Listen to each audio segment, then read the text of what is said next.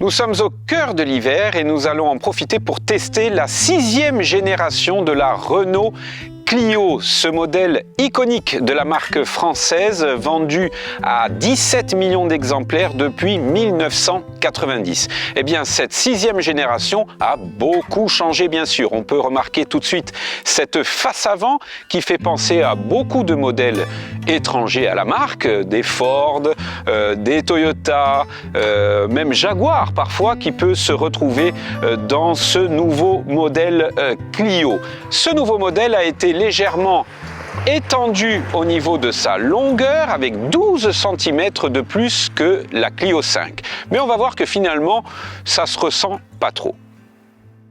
La transformation presque totale de cette nouvelle Clio se remarque également sur la face latérale où on s'aperçoit que cette nouvelle française est vraiment d'aspect racé, elle est ramassée à l'arrière. Alors bien sûr, encore une fois, elle fait penser à un autre véhicule. Ici, on note des similitudes avec la Peugeot 208, avec notamment ses contours de roue ici noirs laqués, mais vraiment je trouve qu'elle est là encore très réussie, c'est harmonieux et il y a cet esprit dynamique qui se retrouve de plus en plus dans les modèles de la marque. À l'arrière également, beaucoup de changements par rapport à la version précédente, notamment au niveau des feux, avec 4 feux indépendants. 2 sont compris dans le haillon, tandis que les 2 autres sont sur les ailes. Je trouve que là encore, c'est assez réussi. Au niveau du coffre, on a une capacité de 390 litres en version thermique, 100% thermique, parce que là, nous sommes sur une version full hybride. Donc là, nous sommes sur un volume de coffre de 309 litres, avec un seuil de chargement qui a été légèrement surélevé, donc qui est plutôt confortable, avec un rabat des banquettes en 2/3, 1/3. L'habitacle de cette nouvelle Renault Clio s'inscrit, on va dire, dans les standards actuels du constructeur français. On a ces 2 dalles de 10 pouces pour cette finition techno. Il y a 3 finitions disponibles sur ce modèle, évolution techno et alpine. À partir de la finition techno, ce sont 2 dalles de 10 pouces. En dessous, c'est du 7 pouces. On a le système Google, le logiciel Google qui est très facile d'utilisation, il est très complet, on a beaucoup d'aides à la conduite. Il faut savoir que sur le modèle Alpine, il y a 29 aides à la conduite et sécurité.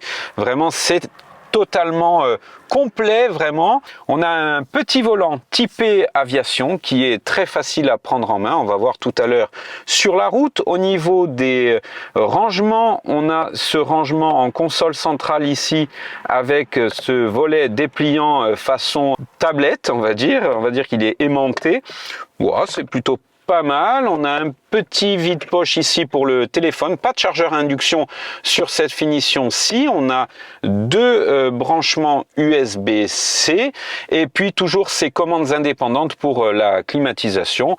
Voilà, c'est plutôt bien fini. On a la luminosité, l'ambiance, de l'habitacle qui change en fonction des modes de conduite utilisés, orange, vert, rouge pour le mode sport notamment. Et puis cette sellerie qui est assez confortable, même en mode techno.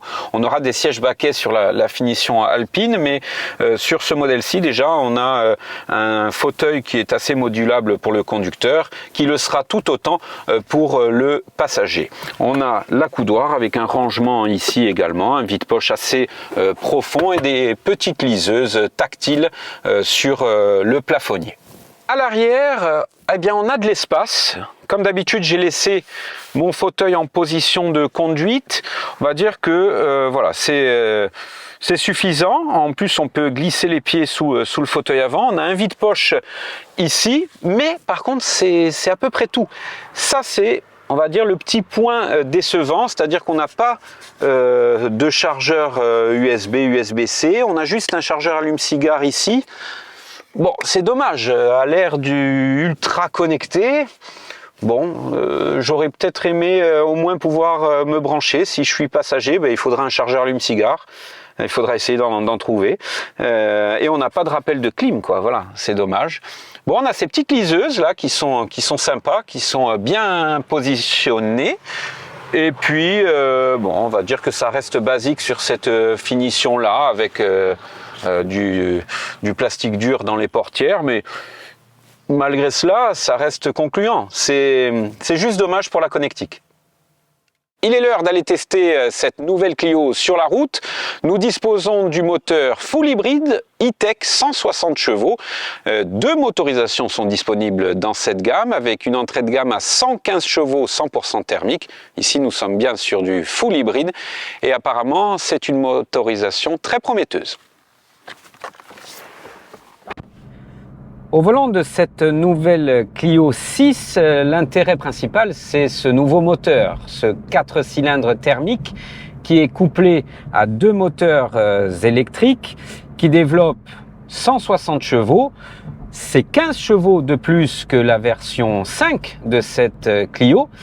Eh bien, au volant, on s'aperçoit que on a un confort de conduite qui est à nouveau présent. C'était déjà le cas sur la Clio 5. Mais on a également un mode de conduite supplémentaire qui est le mode Smart, qui est encore plus adaptatif que les modes qui étaient déjà présents, le confort, l'éco, le sport, voilà. C'est un mode qui s'adapte vraiment à votre conduite, qui se met soit en éco, soit en confort, soit en sport, selon les besoins du conducteur.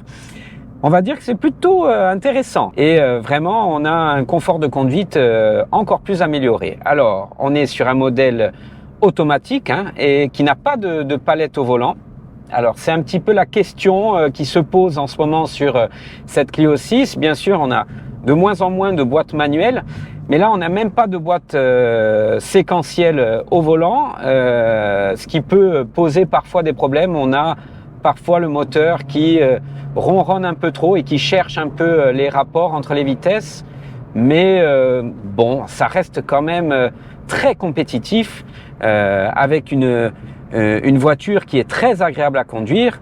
Il faut dire qu'elle reprend le châssis de la 5 qui était une formidable réussite. Donc là, vraiment, c'est un sans faute à ce niveau-là. Après, vous me connaissez, moi j'aime bien tester la voiture en mode sport. On est sur une petite route de montagne. On va un petit peu s'amuser dans les virages. Alors, il y a un freinage qui est assez dur. Par contre, ça vire vraiment à plat. Ça, c'est très, très agréable. Elle est comme sur des rails. Alors, il y a un freinage, oui, effectivement, sur lequel il faut s'adapter. Alors, après, on a 160 chevaux, ce qui est plutôt correct pour une voiture qui fait moins d'une tonne 3. Voilà, mais parfois, ça cherche un petit peu au niveau des rapports. On sent que la boîte cherche un peu où se situer. Bon, ça reste quand même pas mal du tout. L'heure est venue de dresser le bilan de cette 6e génération de la Clio, eh bien, un véhicule qui a été très plaisant à essayer. L'interrogation principale portait sur ce nouveau moteur de 160 chevaux. Je le trouve très concluant. Venons-en maintenant au tarif. En entrée de gamme, en finition évolution, il vous faudra compter 19 900 €. Mais pour cette finition-là, Techno, il vous faudra débourser 28 900 €. Voilà, c'est un essai que vous pourrez retrouver dans la version papier du supplément moteur de Corse Matin. On se retrouve le mois prochain pour un nouvel essai.